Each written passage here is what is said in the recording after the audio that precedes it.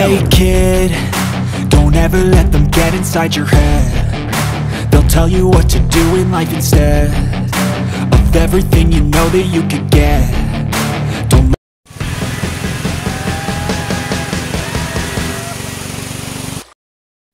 Time check, 10:52 na. Samahan nyo kami sa aming adventure ngayong araw na to. Kung saan, may pupunta tayo isang falls na napakaganda rito sa Sitio Maarat. Na-vlog na natin to, pero binalikan natin dahil ngayon malinaw ang tubig. Nung pumunta tayo, malakas ang tubig, malabo. So meron pala tayong kasama ngayon, si Marcelo at si Christopher. Samahan nyo kami ngayon sa araw na to. Adventure natin ang Maarat Falls dito sa Sitio Maarat. Nakikita na rito yung falls. Hindi siya ganong kalakasan pero suwabe naman ang linaw, ang linis. Nandito tayo sa gitna ng kagubatan mga kadeop. Kung saan bumababa tayo. Bumababa tayo mga kadeop. Lapit lang pala to. Pagka yung off-road na, yung tapos na ng sementadong kalsada, doon na. Visible na yung daanan, di kaya dati pumunta kami, walang daan talaga, walang bakas. Walang bakas ng daanan.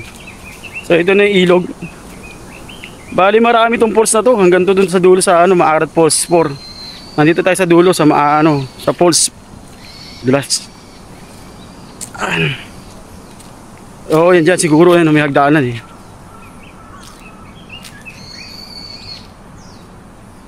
Yan, ito na ang ilog, malinaw ang tubig, kaso lang mahina. Doon tayo maliligo, doon sa part na yun.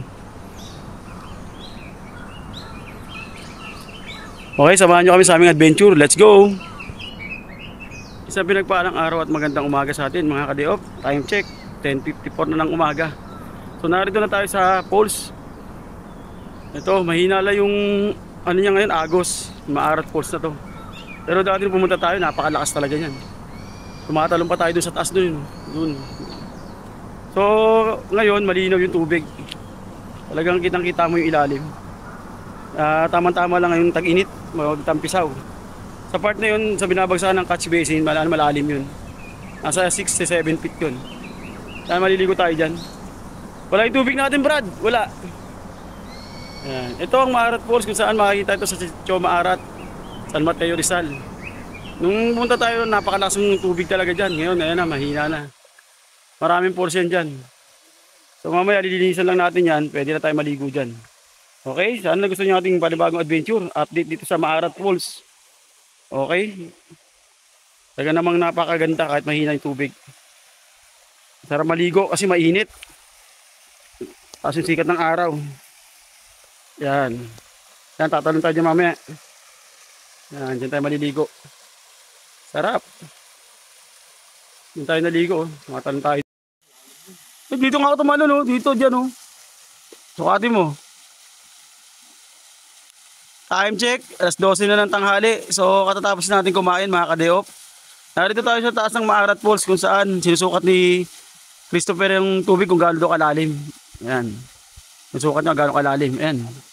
Lalim Oh, lalim. Ganyan kalalim yan. Dalawa na lang tira. Lagpas pa 20 feet Lalim mga kadeop. Pero tumalon tayo dito nung naligo tayo. Yan. Sinusukat niya, Ito ang Maarat Falls dito sa San Mateo. Sitio Maarat. Ang lalim, Marunong naman lumangoy yan, kaya okay lang. Lalim. Buong kawayan, baon. Ganyan kalalim yan, Ang haba niyan, ilan yan? 1, 2, 3, 4, 5, 6, 7, 8, 9. 9 na space ng kawayan. So ito yung makikita nyo dito sa view sa taas. Talaga namang mahina siya pero ang ganda tignan. Malinaw ang tubig. Hindi gaya nang napunta tayo dito nakaraan. Napakalakas siya pero malabo. Ayan, dito tayo tumalon nun. Ayan, dito tayo tumalon nun. Naligo tayo. Ayan. Kung marunong ka lumangoy, swak na swak sa itong paliguan na to. Pero kung hindi ka na marunong lumangoy, meron ditong part na mababaw lang. Dito sa baba. Ayan. Ayun yung part na mababaw. Na pwede kayo magtampisaw doon. Nga na bago kayo makarating dito, magti-trekking kayo ng ilang minuto, mga 10 minuto. Ayan, pababa. bago kayo makarating dito sa falls na to. Talaga namang napakaganda kasi ano lang siya eh, malapit lang. Pag ahon nyo lang ng Gotokwahan eh, mga ilang minuto lang, nandito na kayo. Malinaw ang tubig ngayon, napasarap maligo. Nga lang malamig. Malamig yung tubig. So, dire-diretso yan. Oh. Sana nagustuhan nyo yung ating adventure ngayong araw na to dito sa Sitio Maarat, Maarat Falls 4. 4 na ba to? 7. Panoorin nyo lang sa sa ating upload. Ilalagay ko na lang yung description, sa description yung link para mapanood nyo yung vlog natin dito. At talaga naman napakalakas ito nung time na pumunta tayo. Ayan, ang lalim niya, no? Swimming pool siya, oh. Ano swimming pool talaga, malalim. Hindi mo alam kung sinadya yan pa sa lalimin, yung talagang ganyan na talaga yan. Kasi puro bato, oh. Binutas na ng tubig pala yan, binagsakan ng tubig kasi malakas. Oo, tama, catch basin yan. Ganda niyan, yung malakas ng tubig doon, oh. Nakikita natin yung mga talsik na agos ng tubig doon, oh. Okay, mga kadiop. Hindi ka pa napag-subscribe, subscribe ka na sa ating channel. Huwag mo na rin kalimutan i-hit ang notification bell para update ka sa lahat ng bago nating video. Ayan, may kandila pa, may nag-alay ng kandila. Baka gabi sila pumunta rito. Nangawil siya dyan, namingwit. Okay, tatalo na si Christopher, ang ating magaling na diver. I-video natin. Talo na, dyan ako tumatalon eh, dito. Dito ako tumatalon, no? Tapos dyan.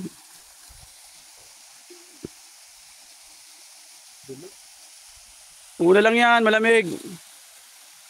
Ito yung view rito mga kadiop, puro puno. Lasagan tayo, baba ng kabundukan. Yan. Kawayan, yan.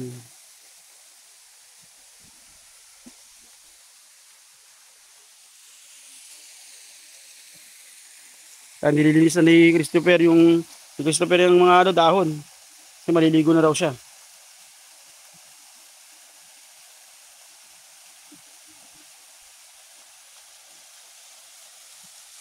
Ganda.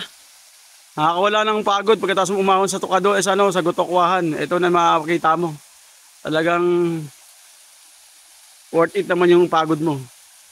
Kaya sa mga bikers na gusto mong subukan to, puntahan nyo na. Sa unahan lang to ng Gotokwahan. Aahon na kayo ng ilang oras. Pag nakita nyo na yung putol na semento, ayun na yun. Kakaliwa na kayo ron. Hindi na kayo punta ng dulo. Okay? Kung nakabot ka sa vlog na to, salamat. Shoutout nga pala sa ating mga supporters, mga subscriber na patuloy na sumusuporta sa atin. Gusto niyo magpa-shoutout, shoutout ko kayo. Okay? Sa next vlog, comment lang kayo. Hanggang dito na lang ating vlog. Puputulin ko na. Kita ulit tayo sa next vlog. Peace out.